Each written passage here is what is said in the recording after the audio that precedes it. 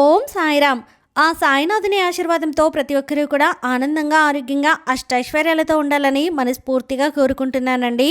అనంతకోటి బ్రహ్మాండ నాయక, రాజాదిరాజా, యోగిరాజా, పరబ్రహ్మ, శ్రీ సచ్చిదానంద సద్గురు సాయినాథ్ మహారాజ్కి జై. ఎక్కడెక్కడో తిరిగి ఎక్కడా కూడా మీ సమస్యకు పరిష్కారం దొరకక అయోమయ పరిస్థితిలో ఏం చేయాలో పాలుపోక ఉన్నారా? అయితే మీకోసమే ఇప్పుడు నేను చెప్పబోయే విషయం శ్రీ షిరిడి సాయిబాబా జ్యోతిషాలయం అండి. గురువుగారు సిద్ధాంతి సుబ్రహ్మణ్యం రాజు గారు. మీరు ఎక్కడికి వెళ్లాల్సిన అవసరం లేదండి. ఫోన్లో గురువుగారిని సంప్రదిస్తేనే ఒక అంజనం వేసి మీ సమస్య ఏంటి, దానికి పరిష్కారం ఏంటి అనేది మీకే స్వయంగా గురువుగారు వివరిస్తారు. మీరు ఒక్కసారి నమ్మకంగా కాల్ చేసి చూడండి, మీకే అర్థమవుతుంది నేను ఎందుకు ఇంత నమ్మకంగా చెప్తున్నాను అనేది. గురువు గారిని సంప్రదించాల్సినటువంటి ఫోన్ నెంబర్ 9908224144. మీకున్నటువంటి ఆర్థిక సమస్యలు, ఆస్తి తగాదాలు, నాగదోషము, నరదిష్టి సమస్యలు, భార్యాభర్తల మధ్య అన్యోన్యత లేకపోవడం, కుటుంబంలో చాలా గొడవలు జరుగుతూ ఉండడం, స్త్రీ పురుషుల వశీకరణం, ఎటువంటి సమస్యలైనా సరే మీరు గురువు గారిని సంప్రదించి మీ సమస్యకి పరిష్కారాన్ని తెలుసుకోండి. మీరు ఎక్కడికెక్కడికో వెళ్ళాల్సిన అవసరం అసలు లేదండి. గురువు గారిని సంప్రదించాల్సినటువంటి ఫోన్ నెంబర్ 9908224144. ఈరోజు బాబాగారు మనకు అందిస్తున్నటువంటి సందేశం ఏంటి అంటే, తల్లి ఈ కథ విని ప్రశాంతంగా నిద్రపోమ్మా, నీకు కావలసిన శుభవార్త అందుతుంది అని బాబాగారు అయితే అంటున్నారండి. మరి బాబాగారు మనతో ఏం చెప్పాలి అనుకుంటున్నారో తెలుసుకోవాలి అంటే వీడియోని చివరి వరకు స్కిప్ చేయకుండా చూడండి. అలాగే మన ఛానల్ని ఫస్ట్ టైం చూస్తున్న వాళ్ళైతే సబ్స్క్రైబ్ చేసుకొని పక్కనే ఉన్న బెల్ ఐకాన్ని క్లిక్ చేయడం అస్సలు మర్చిపోద్దండి. ఓం సాయిరామ్, ఓం సాయినాథాయ నమః అని కామెంట్ చేయడం కూడా అస్సలు మర్చిపోకండి. ఇక బాబాగారు మనతో చెప్పాలనుకున్న కథ గురించి చూస్తే, తల్లి ఒకప్పుడు ఒక గొప్ప తపస్వి ఒక ఆశ్రమంలో నివసించేవారు. ఒకరోజు అతని భార్య అతన్ని అడిగింది, స్వామి, తల్లిదండ్రులు చేసిన మంచి చెడుల యొక్క ఫలితాలను పిల్లలు అనుభవించాల్సి వస్తుందా అని. అప్పుడు ఆ మహాత్ముడు చెప్తాడు, దేవి, నేను నీకు ఒక పురాణ కథను చెబుతాను. దీన్ని విన్న తర్వాత నీకు అర్థమవుతుంది తల్లిదండ్రుల పనుల వల్ల ఫలితంగా పిల్లల పరిస్థితి ఎలా మారుతుందో అని. అప్పుడు ఆ మహాత్ముడు ఈ కథ చెప్పడం ప్రారంభించాడు. దేవి, ఇది పురాతన కాలంలో జరిగిన ఒక విషయం. ఒక ఊరిలో ఒక పేద మనిషి ఉండేవాడు. అతడు చాలా పేదవాడు. రోజంతా కష్టపడి పనిచేసి తన కుటుంబాన్ని పోషించుకునేవాడు. అతడు తనకు వచ్చిన సంపాదనలో కొంత డబ్బుని ప్రతిరోజు దానం చేసేవాడు. మిగతా డబ్బుతో తన కుటుంబాన్ని పోషించేవాడు. ఈ విధంగా కొంతకాలం గడిచిన తర్వాత అతడి ఇంట్లో ఒక అబ్బాయి పుట్టాడు. ఇప్పుడు ఆ కుటుంబంలో 3 సభ్యులు, భార్య, భర్త, కుమారుడు. కానీ కాలక్రమేణా ధరలు పెరగడంతో కుటుంబ పోషణకై అతనికి ఒకరోజు అతని యొక్క కుమారుడు తన తండ్రిని అడిగాడు, నాన్న, మీకు వచ్చే సంపాదనలో మీరు ఎందుకు దానం చేస్తారు? మనమే ఎంతో కష్టాలతో జీవిస్తున్నాము. ఆ డబ్బులతో అటువంటిది మీరే మనకు తక్కువగా ఉంది అంటే మళ్ళీ మీరు ఎందుకు దానం చేస్తారు అని అడిగాడు. అప్పుడు ఆ తండ్రి తల్లిని చూసి మౌనంగా చూస్తూ ఉండిపోయాడు. అప్పుడు ఆ తల్లి ఇలా చెప్పింది, నాన్న, అలాంటిది ఏమీ లేదు. మీ నాన్నగారు రోజు సంపాదించిన దాంట్లో కాస్త దానం చేస్తాడు. అది నీ కోసమే, ఇతరుల కోసం కాదు అని చెప్పింది. కానీ ఆ అబ్బాయి చిన్నవాడైన కారణంగా అస్సలు దీనిని అర్థం చేసుకోలేకపోతాడు. ఆ పేద మనిషి కుమారుడు నెమ్మదిగా పెరుగుతూ ఉన్నాడు. ఇప్పుడు అతనికి ఒక 16 సంవత్సరాలు వచ్చేశాయి. ఒకరోజు సాయంత్రం ఆ పేదవాడు పని ముగించుకొని ఇంటికి వెళ్తూ ఉండగా ఒక గేదె తారసపడింది. ఆ గేదె అతనిపై దాడి చేసింది. దాంతో అతడు అక్కడికక్కడే మరణించాడు. తండ్రి మరణ వార్త విన్న ఆ కుమారుడు అలాగే అతని భార్య ఎంతో దుఃఖించారు. ఒకరోజు ఆ బాబు తన తల్లిని అడిగారు, అమ్మా, నాన్న ఉన్నప్పుడు ఎక్కువగా ఏమీ సాధించలేదు. తనకు వచ్చే జీతంలోనే మిగిలిన వాళ్ళకి దానం చేస్తూ ఉండేవాడు. మనకంటూ ఏమీ మిగల్చలేదు. కానీ ఇప్పుడు మనం ఎలా బతుకుతాం? మన కడుపు ఎలా నిండుతుంది అని అడుగుతాడు.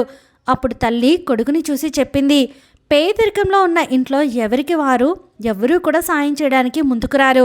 కేవలం ఆ భగవంతుడు తప్ప ఎవరూ మనకు తోడుండరు అని చెప్పింది. దాంతో ఆ కుమారుడు చెప్తాడు, అమ్మా, అలా అనుకోవద్దు. నేను ఇప్పుడే యమధర్మరాజు దగ్గరికి వెళ్తాను. అక్కడికి వెళ్ళి మన పేదరికాన్ని చూసి అయినా నా తండ్రిని నాకు అప్పగించమని నేను వేడుకుంటాను అని చెప్పాడు. ఆ మాటలు విన్న తల్లి వద్దు అని వాదిస్తుంది. అలా వెళ్ళడం మనకు సాధ్యం కాదు అని చెప్తుంది. కానీ ఆ పిల్లవాడు తన తల్లి మాటలు వినిపించుకోలేదు. ఒకరోజు ఆ పేద మనిషి భార్య తన కుమారుడి ఇంట్లో ఒంటరిగా వదిలేసి గ్రామంలోకి పనికెళ్ళింది. అప్పుడు కుమారుడు తన తండ్రిని తీసుకువచ్చేందుకు తల్లికి తెలియకుండా యమధర్మరాజు వద్దకు వెళ్ళాలని నిర్ణయించుకుంటాడు. అలా అతడు నడవడం ప్రారంభిస్తాడు. కొంతసేపు గడిచిన తర్వాత అతడికి కొంచెం అలసట వచ్చేసింది. దాంతో అతడు ఒక పెద్ద మామిడి చెట్టు కింద కూర్చొని అప్పుడు ఆ చెట్టు మానవ స్వరంలో చెప్పింది, బాబు నువ్వు ఎవ్వరు, ఎక్కడికి వెళ్తున్నావు, ఇంత అలసిపోయావు ఏంటి అని చెప్తుంది. అప్పుడు ఆ అబ్బాయి ఇలా చెప్తాడు, నేను ఒక నిరుపేద కుమారుడిని, నా తండ్రిని తీసుకొచ్చేందుకు యమధర్మరాజు వద్దకు వెళ్తున్నాను అని.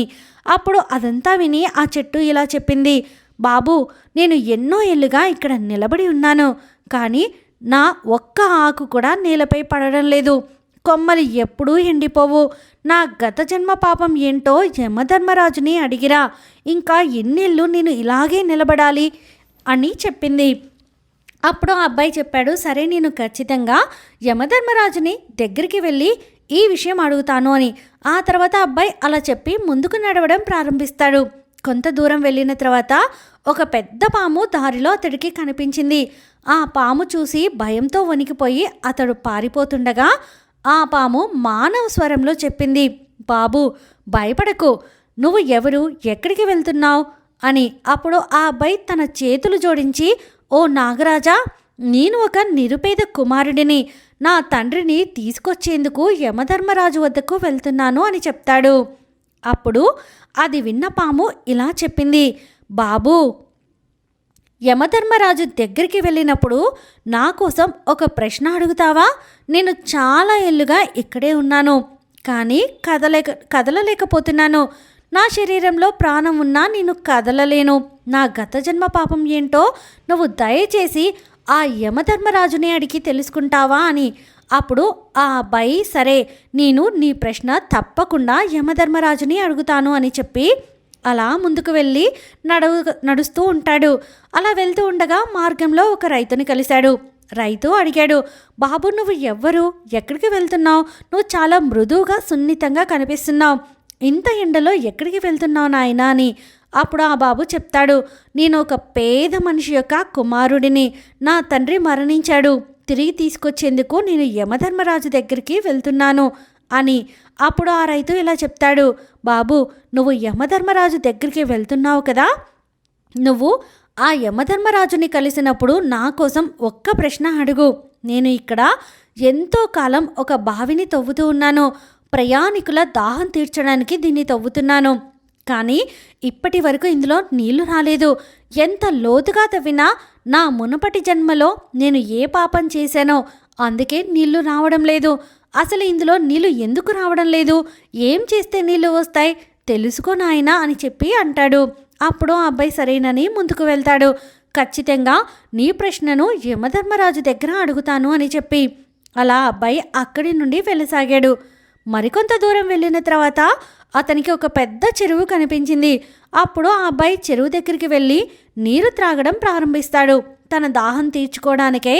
అప్పుడు ఆ సమయంలో ఆ చెరువులో ఒక బాతు తేలుతూ వచ్చింది. తేలుతో వచ్చి అడిగి, బాబు నువ్వు ఎవరు, ఎక్కడికి వెళ్తున్నావు అని అడగ్గా, నేను ఒక పేదవాడి కుమారుడిని, నా తండ్రిని తిరిగి తీసుకొచ్చేందుకే యమధర్మరాజు దగ్గరికి వెళ్తున్నాను అంటాడు ఆ అబ్బాయి మళ్ళీ. అప్పుడు ఆ అబ్బాయితో బాతు మాట్లాడుతూ, బాబు ఒక ప్రశ్నను యమధర్మరాజుని అడుగుతావా?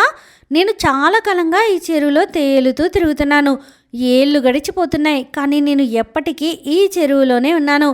ఎందుకు? నా మునుపటి జన్మలో ఏదైనా నేను తప్పు చేశానా? ఈ చెరువులోనే ఉంటున్నాను. దీనికి గల కారణం యమధర్మరాజు గారిని అడిగి నాకు చెప్పు అంటుంది.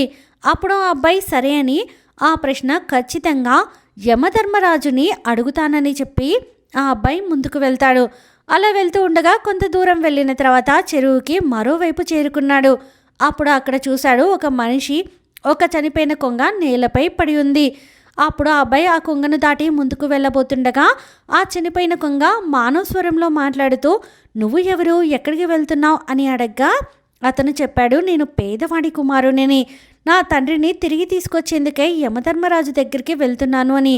అప్పుడు ఆ కొంగ చెబుతుంది, బాబు, యమధర్మరాజు దగ్గర ఒక ప్రశ్న అడుగు. నేను ఈ చెరువు ఒడ్డున చాలా కాలం చనిపోయి పడి ఉన్నాను. అప్పుడప్పుడు నీటి అల్లు వస్తూ నా శరీరం చెరువు లోపలికి వెళ్ళిపోతుంది. మరలా అలల వల్లే బయటకు వస్తుంది. ఒడ్డునే ఉండిపోయాను ఈ చనిపోయిన శరీరంతో అని చెప్పి ఒక ప్రశ్న అడుగు. ఎన్నాళ్ళైనా నా శరీరం కుల్లడం లేదు, కుళ్ళిపోవడం లేదు. మొన్నపటి జన్మలో నేను ఏ పాపం చేశానో అందుకే ఈ శిక్ష పడినట్లు ఉంది.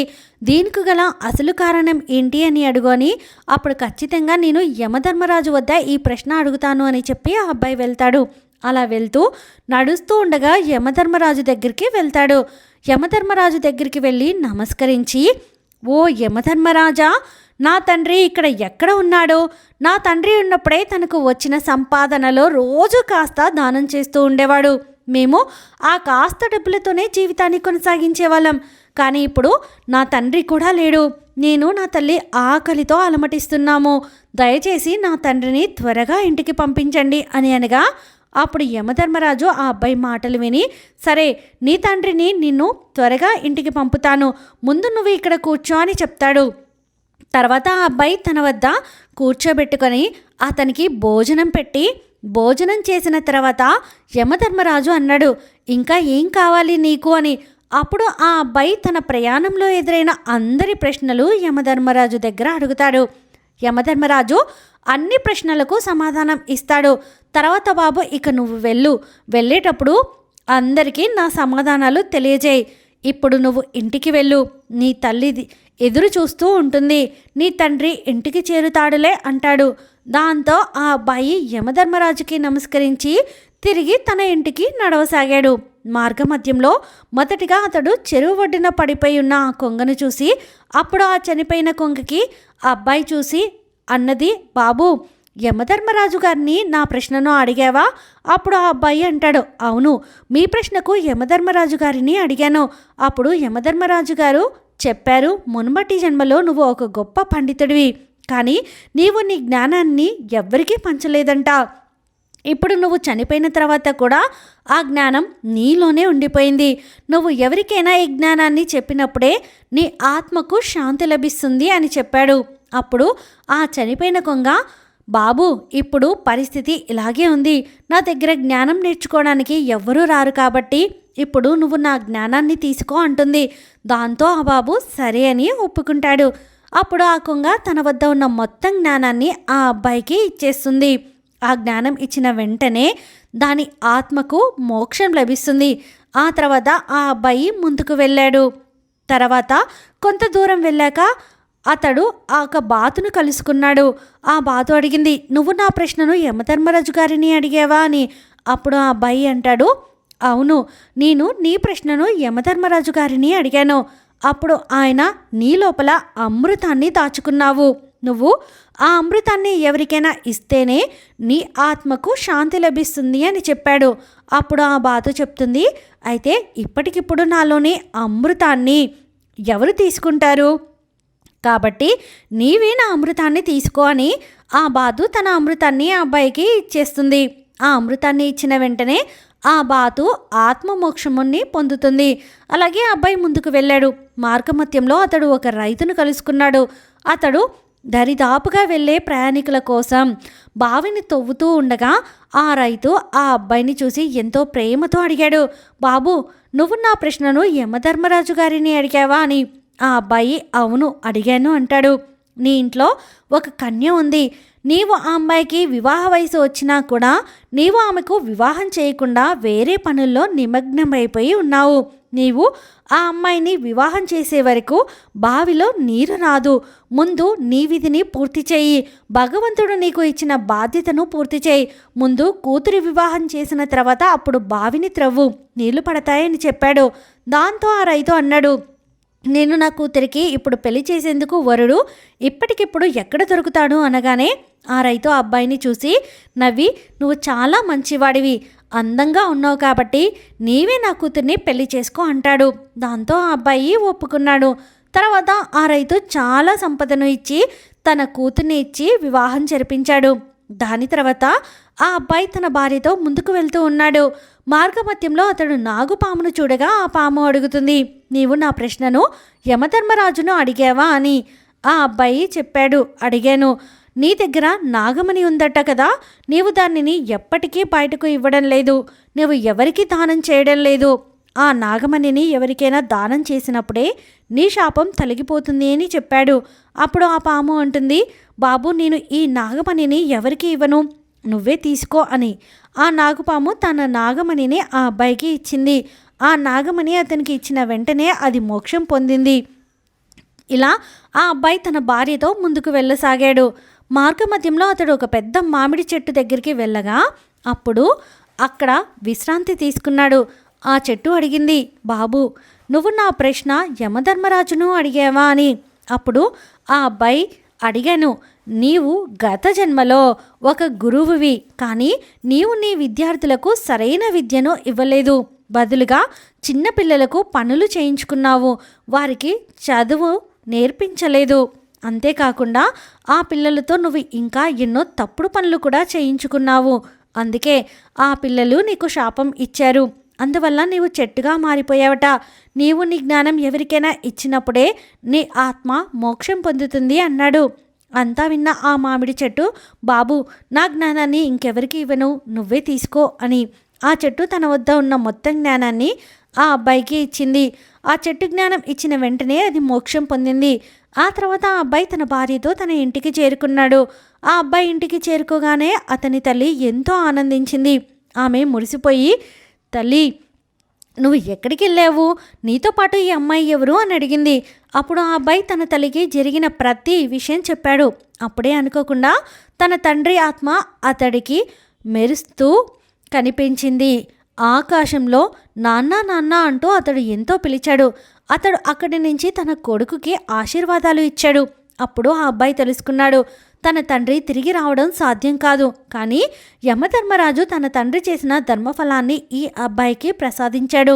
ఈ కథ ద్వారా మహాత్ముడు తన భార్యకు చెప్పాడు, పిల్లలు తమ తల్లిదండ్రుల పాపపుణ్యాల ఫలాలు ఎలా పొందుతారు అని, మన కర్మల ఫలితాలు మనకు ఎలా వస్తాయి అని, మన తల్లిదండ్రులు చేసిన సత్కర్మల వలన మనకు ఎలా మేలు జరుగుతుందో అని, అలాగే మనం చేసే మంచి చెడు కర్మలు మనకు అలాగే మంచి కలిగిస్తాయి. కాబట్టి ఈ యొక్క మంచి కథ ద్వారా మనం తెలుసుకోవాల్సింది ఎప్పుడూ కూడా మనం మంచి పనులు మంచి కర్మలే చేయాలి. అప్పుడే మనకు మన కుటుంబానికి మన రాబోయే సంతతికి అందరికీ కూడా మంచి జరుగుతుంది అని బాబాగారు అయితే అంటున్నారండి. ఈ వీడియో మీకు నచ్చితే ప్లీజ్ లైక్ చేయండి. మరికొంతమంది సాయి భక్తులకు వీడియోని షేర్ చేయండి. ఫస్ట్ టైం ఛానల్ని చూసిన వాళ్ళు సబ్స్క్రైబ్ చేసుకుని పక్కనున్న బెల్ ఐకాన్ని క్లిక్ చేయడం అస్సలు మర్చిపోద్దండి. ఆ సాయినాథుని ఆశీర్వాదంతో ప్రతి ఒక్కరూ కూడా ఆనందంగా ఆరోగ్యంగా అష్టైశ్వర్యాలతో ఉండాలని మనస్ఫూర్తిగా కోరుకుంటున్నాను. సర్వే జనా సుఖినో భవంతు. ఓం సాయిరామ్.